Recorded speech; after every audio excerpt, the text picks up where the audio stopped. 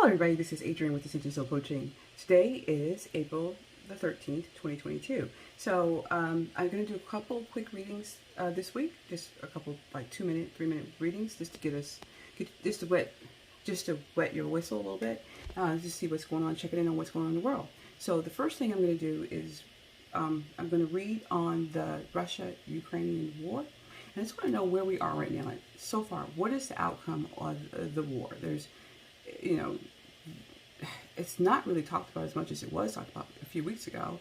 There's been some stalemates. There's been people, Putin says he's working with Ukraine on some negotiations and some treaties or whatever. The UN, it seems like they're revving up to go to war, and they're trying to make it so that they're trying to find an avenue into war. But my thing is, what is going to happen with the war? So I want to read out for a month. So you can't go but so far, and I want to keep this kind of tight. So that over the next 4 weeks, what are we going to see? So I've already pulled the cards. These are my new Russian cards. Well, they're not new, but I got them. These are out of print cards. So these are actually Soviet tarot cards. Go figure. So the first card I came up with was the Coin of Commission, right? And then we have the Ten of Coins. And we have the Comrade of Coins. And it was reversed. Okay, so let's just start with the first card. Okay, so here are the cards. So the first card is more like the King of Pentacles.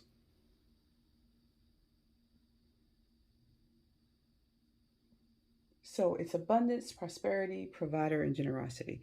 So initially, with the King of Pentacles, you normally got someone who's care of health, welfare, money, and career. So someone wants to be in charge of the money, the wealth, and security. But then we have the Ten of Coins, which is the happiness, the legacy or inheritance. Someone, let's say it's Putin. It could be Putin that wants to take over the resources, right, for his country and his legacy. But then we have this is like the Knight of Coins, which is reversed. There's this obsessiveness and work without reward. And he's not going to win. Now, you can also say it from the other point of view that if we're looking at NATO, I think there's a stalemate here. That's what I was saying earlier, that the NATO in America also wants those resources, because if Russia withholds the resources from us, we go downhill. They in the Ukraine, they produce and export about 25% of the world's wheat and oil, roughly, right? And if they don't export it to America and to other NATO countries, there could be an issue. However, when we have the 2030 agenda, the NATO countries don't even want to burn fossil fuel anymore. They really want to go to e-cars and, electric cars. So there's a game being played here, because everybody has a hand in this game. So if this is the NATO in America, NATO in America, they want the resources and they don't want anybody else to have it, so no one else can win. They want to be in charge of everything. But Russia wants the same thing for different reasons. The UN agenda is through the NATO and the US country, and then Russia wants it along with China. Again, everybody knows that China is coming on board with Russia. They are also working together because they don't want anybody to win. But with Russia and China doing what they're doing, they're probably not going to win. They're outnumbered by the NATO and the US. They're outnumbered. So everybody has a game. Everybody wants something for their own good. Russia wants the money. Russia wants the resources to have for their own, but because the UN and the United States want to stop the production of oil, which would impact Russia. Yes, it would impact Russia. Okay, so the game would be you're not going to take it and get rid of everything. You're trying to take it all so you can control it. Russia feels like the UN agenda with the NATO and the US, or the Western countries, nations, they want to take over the oil and the wheat, which is the food production, so they can create the UN Agenda 2030, which is to, okay, y'all, this is what y'all, I hear, y'all can do your own research, depopulate, control the food sources, control how we get along, our transportation, how we drive, what we drive.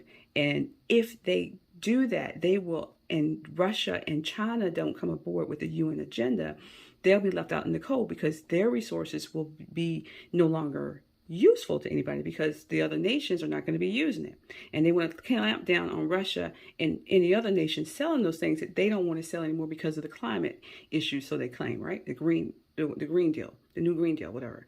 So Russia's like, no. I'm not going to play a part of the UN agenda. I'm going to keep my resources and sell it to people who still want to sell it. Sell the wheat and the food to the people I want to sell it to, or who are willing to buy it from me. And I don't want anybody to, because that's how we make our money. If we don't come aboard with your plan, we are out. We have no resources to sell to anyone else. And so we're going to keep everything on our turf. We're going to keep everything in Russia and China and in Ukraine. We're going to combine Ukraine and the other countries we've absorbed over the few years into our own nation, our own group, and maybe we'll even just sell amongst each other. I think even India may be a part of this now, so that we can stay rich, even if we don't have to deal with the other countries. We're going to deal with ourselves. You all can have your UN agreement. We're going to have our own treaty over here. So that's what's going on. So I'll reiterate. Russia wants to keep the resources from the Ukraine in itself and its other nations, working along with China and possibility India and some other nations, so that they don't end out with nothing in the end, because this is a reward card. They don't want to lose out on everything. They don't want to join the agenda. And if they don't join the agenda, they're going to be out of everything. So what they're doing is forming their own alliance, their own treaty, so they can trade the resources amongst themselves and stay out of the NATO, UN agenda, US, Western world trade organization, so that they don't have to barter or play in that game. Now, the UN and NATO and America, or the Western nations, they want to be in control of all of the oil and the food and the wheat that's coming from Russia and the Ukraine, which serves 25% of the exports to all the other nations, especially over in Europe. If they can get control of that, then they can continue to implement the UN agenda, which is to get rid of fossil fuel and to control the food for the population. So if you control the food, you control the population. Y'all know that saying, right? It was a saying, you need to look it up. If you control the food, he who controls the food controls the people. So if they control the oil and they control the food, which is that wheat, because wheat's used for many things, amongst other things that Russia and Ukraine has, other resources, then they can then implement the UN agenda and control everything worldwide. And all the countries and all the nations would play the game regarding the UN Agenda 2030. So that's where we are. And that's why we have a stalemate. That's what you'll be hearing over the next morning. So this is April the 13th. So around May, end of May, early June, you'll be hearing more of these new alliances being built. For real. And then what you're going to hear on the other side is they're going to start ramping up their involvement in this war to control Russia and Ukraine's resources. That's the ultimate goal. They just want to get the resources. They want to control them. Okay.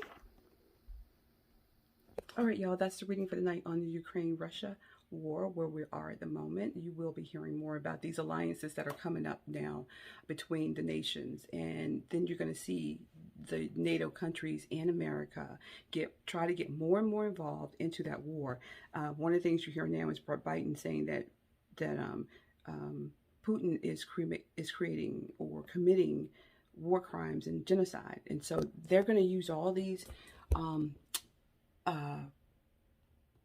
tactics to get us to buy in to the fact that Russia is the bad guy. I'm not saying Russia is not bad. I'm not saying that. I'm just saying this is the tactic that they're using to be able to get the people behind us, them, and to get the war started so they can justify why they're getting into the war. Because everybody has their line they have to cross. Russia, I don't think Russia really wants to, Russia really doesn't want a war. They want to just protect what's theirs and not be a part of this thing that's happening. And they're not going to be, see, Putin wants to be in control. Putin wants to be in control. Okay, he wants to be the man, and he's not going to play by anybody else's rules. It's just that simple. So it's kind of like, you know, if he doesn't want to play, he shouldn't have to play in the game. And I think that's what it is. He's like, okay, I'm going to take my marbles and from my country and the countries around me and the people who want to play with me, we all going to go play on the playground while y'all go do y'all thing. But the other group is saying, no, you're going to be a part of this if we have to use force to get into this war, to bring you in and then take over your stuff because you don't want to willingly join us. We're going to do that. And so that is what I'm seeing right now with these cards over the next 4 weeks. You'll see more and more of that ramp up. So just be wary, be leery. And I hope you enjoyed my new cards. These are my cards they're actually called the Soviet Tarot. You cannot find them anymore. You cannot buy them. These are out of print.